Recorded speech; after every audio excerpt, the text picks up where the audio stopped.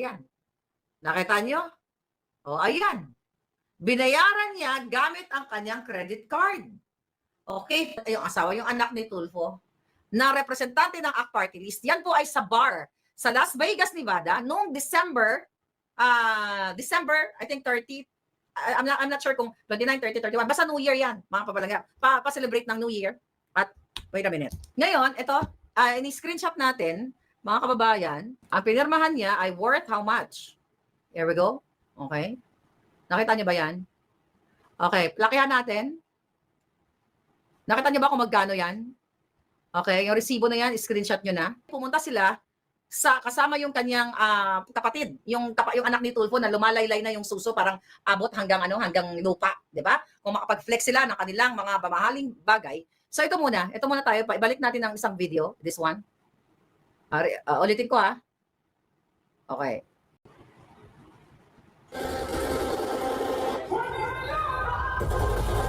Okay. So nasa bar yan, sa Omnia Bar. Okay, Omnia Bar.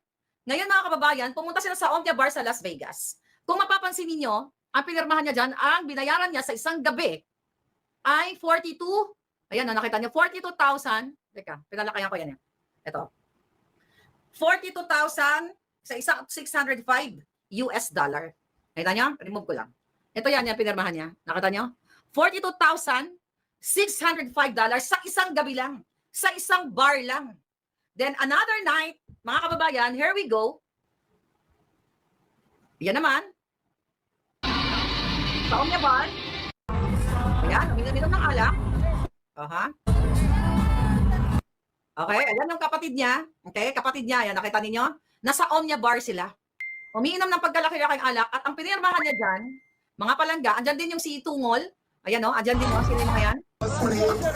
Ayan, andyan din yung Tungol. Sa story niya yan eh. Pag sa story niya yan, then, play natin ulit. Okay? Sa Omnia, sila ayun, yung Tungol, yung asawa ng anak ni Tulfo na yung suso abot hanggang lupa. Ayan, di ba? Ang laylay ng suso at, kasi laki ng elepante. Alright, tignan mo. Ayan, natin mga nag-work yan dyan. So, ayan, ang binayaran dyan ay $73,000. Okay, ayan. Ayan yung siya. Okay, $73,000. Ito yan, mga kababayan. Kita nyo? Ay, wait, tagalin ka to. 73, nakita nyo ba ang presyo? 73,000. Mamaya post ko to sa Facebook at dyan sa YouTube natin. Okay? 73,000. Isang gabi lang yun. Okay? Isang gabi lang to mga kababayan. Isang gabi ang ginastos sa Las Vegas, Nevada dito sa Omnia Bar. Omnia Bar, it's like a night, parang bar, It's a night, it's a what do you call that? It's a night party. Ang ginagawa nila, tapos gumastos sila ng ganon kalaki, pumirma itong representante ng ACT Party List. Mga kababayan, ng worth, pag pinagsama mo yan, yung 42,000 may get, sa value ngayon, sa palitan ngayon, it's around what? Nasa 2.5 million pesos. Doon sa sumunod na gabi, o sa another night, mga kababayan, nagbayad siya ng $73,000. Nakita ninyo? So anong ibig sabihin nito mga palangga? 73,000. Okay? US dollars. Ganyan ba ang mga ikaw ba kung may business ka? Okay? Magbabayad ka ba na ganun kalaki sa isang gabi lang, yung Omnia nightclub na yon? Ang punto de vista ko, sabi ni Nana TV, yan ang sinasabi ni Pardy na pera ng Diyos ang mga korap. Kung ikaw ay pinaghirapan mo o negosyante ka, hindi ka magbabayad ng 73,000 isang gabi. Ayan, play nga natin habang tayo. Oh. Ayan ayan, screenshot nyo. Yan yung 42,000. Okay? Sa story yan kay Mexi, ayan yung anak niya, ayan yung jowa sa likod. $42,000. Isang gabi lang yan, o few minutes lang yan, almost 3 million pesos. Okay? Magkano lang ang sweldo ng tututusin ng mga kongresista? Salary grade, how much sila? Okay? Kaya natin dito. Mga papalangga. Nasa 200 plus o 300 plus lang yung kanilang, ang tawag dito? Ito. Salary grade 31, okay? Nasa 285,000 lang, okay? Bilang isang House of Representative member, mga palangga. Ito pa yung isa. Ayan, that's 73,000. Isang gabi lang po yan sa bar, ang ginastos ng, ayan, tingnan mo, lumaklak, hindi pa namatay ang putang inang baboy, oh. Ayan, andyan yung anak ni Tulfo na laylay ang Suso Bells. My question to you, my darling, mga kababayan. Ganon sila, ayan, ewan ko sino mga kasama naman yan, baka kilala ninyo. Ganon po sila maglustay ng pera ng bayan. Sabi ni De La Cruz, sangkot din yan sa QC sa flood control si Ralph. Okay? So ngayon, maniniwala ka ba na yan ay pinaghirapan nilang pera ng bayan? Ang tip is, ang galing ni Congressman, no? Cora. Okay? 73,000, baka tip pa lang. No, sir, nakasulat yung tip dito eh. Okay, tip, 73,000. Ang tip yata is nasa, kasi 20, ilang percent ang pinili niya. Ang tip, ang bill nila is actually na 51, then mayroong gratuity eh. So parang 14,000 sa tip pa lang eh. Anyway, bakit ko pinapakita sa inyo yan? Maniniwala ba kayo, if kung yung pera niyan, hard-earned money, kahit mga negosyante, magbabayad ka ng 2 million, 2.5 million, 3 million sa isang alak lamang o sa isang gabi ng mga party-party. Kasi yung party na yun, mukhang iilan lang sila. Hindi sila, like, sabihin mo for 1,000 people. Hindi, mabibilang mo mukhang wala pang 20. And they paid how much? Sa unang pagkakataon, sa unang gabi, $42,000 US. Then sa pangalawa, halos mahigit 4 na milyon yan. Yung 73 million, 73,951.64. Pinapakita natin sa iyo, ganito po maglustay ang mga putang inang, mga tulfo, ang mga zko, ang mga tambalusos, ang mga Marcos. Sabi ko, iisa pa lang to. Kung yan ay galing sa pinaghirapan ni Tulfo pang-exploit sa kanyang channel sa YouTube. Kung titignan natin ng bigyan natin ng patas sa laban, okay, sige, YouTube channel naman nila yan, ganyan-ganyan. Hindi ka gagastos ng 2 milyon, halos 3 million, isang gabi, sa alak lang, sa bar lang. Then the next night, gumastos ka ng 4 million, 4 something million. Ano ibig sabihin yan, mga kababayan? Wala silang pakialam gumastos. So dapat yung mga putang inang yan, kung yan ang narrative ni Tulfo, na kailangan magbenta yun ng law, isolid nyo lahat.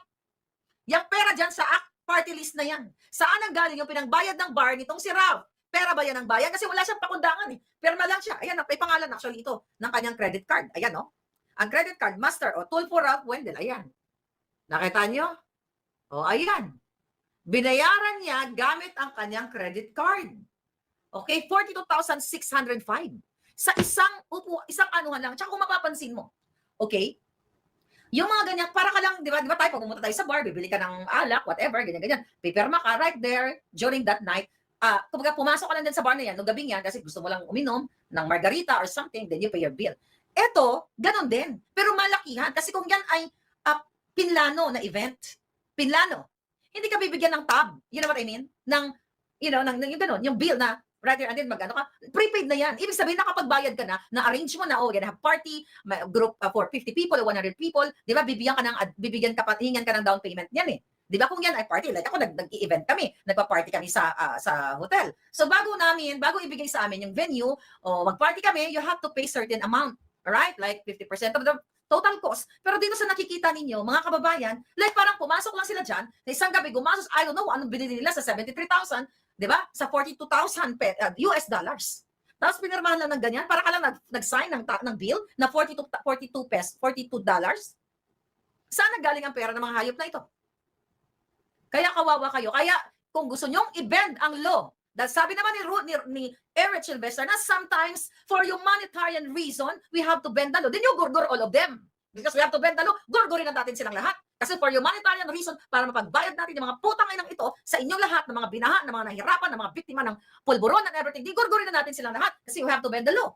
Kasi itong anak ni Rafi Tulfo, ano ba title natin? Itong mga hayop na ito, Vegas lifestyle ng mga Tulfo. So ito si Rafi Tulfo, di ba, dalawang senador, Rafi Erwin. Si Rafi Tulfo, alam niyo naman yang ginagawa niya bago naging senador, nag-i-exploit ng mga kababayan natin sa mga problema ng asawa, kabit, boyfriend, girlfriend, pamilya, di ba? Pinagkikitaan nila ng pera yan. Ginagamit nila, then bibigyan ng 5,000, o ito 5,000, pamasahe mo 2,000, ikaw naman na, syempre ikaw ay nasadlak sa kahirapan, para sa iyo ang 5,000 ay 5 milyon na yon. Di ba? Parang, I'm just saying na kung ikaw ay palaboy o wala kang homeless ka, wala kang pera, wala kang trabaho, ang 5,000, napakalaking bagay sa iyo yun. Now, ikaw, Ralph Wendell Tulfo, yan ngayon ay representante ng kanilang Axis Party List, mga kababayan. Ngayon, kung makagastos, mga palangga, kung makagastos sa isang bar, isang gabi, ito, sinend to sa akin, ito ay pinost ng anak ni Tulfo sa kanyang story sa Instagram. At ito ay naganap noong December pa ng 2024.